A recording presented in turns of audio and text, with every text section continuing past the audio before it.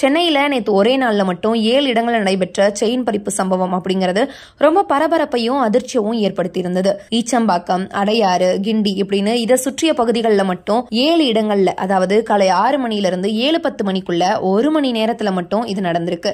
அதுலயும் குறிப்பா மூதாட்டிகளை குறி வச்சுதான் இந்த சம்பவம் நடந்ததா காவல்துறையினர் தெரிவிச்சிருக்காங்க. குற்றவாளிகளை பிடிக்க காவல் ஆணையர் அருண் உத்தரவின் பெயர்ல தென்சென்னை கூடுதல் காவல் ஆணையர் கண்ணன், இணை ஆணையர் சிபி சக்கரவர்த்தி மேற்பார்வையில அடையார் காவல் மாவட்ட துணை ஆணையர் பொன் கார்த்திக்குமார் தலைமையில தனிப்படை அமைக்கப்பட்டு தனிப்படை போலீசார் செயின் பறிப்பு நடைபெற்ற பகுதியில் இருக்கக்கூடிய சிசிடிவி கேமரா காட்சிகள் அடிப்படையில குற்றவாளிகளை கண்டுபிடிச்சிருக்காங்க.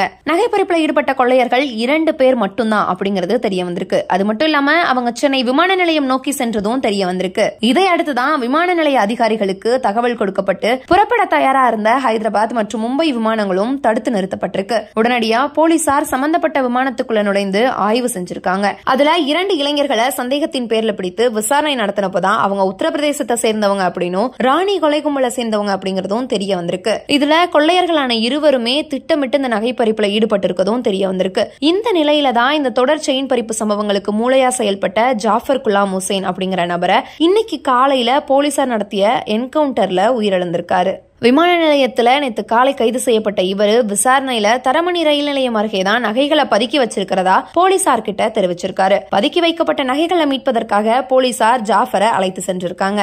அப்போ அவர் போலீசாரை தாக்கிவிட்டு தப்ப முயன்றதா சொல்லப்படுது. இதுல காவல் ஆய்வாளர் முகமது புகாரி நடத்திய துப்பாக்கி சூட்டுல ஜாஃபர் குலாம் ஹுசைன் உயிரிழந்ததா போலீசார் தரப்புல சொல்லப்பட்டிருக்கு. இது ஒரு பக்கம் இருந்தாலும் என்கவுண்டர் கலாச்சாரம் அப்படிங்கிறது தொடர்ந்து தமிழ்நாட்டில் அதிகரிச்சு வரதாகவும் இந்த என்கவுண்டர் கலாச்சாரம் சம்பந்தமா பல்வேறு விவாதங்களும் கேள்விகளும் சமூக வலைதளங்கள்ல எழுந்திருக்கு.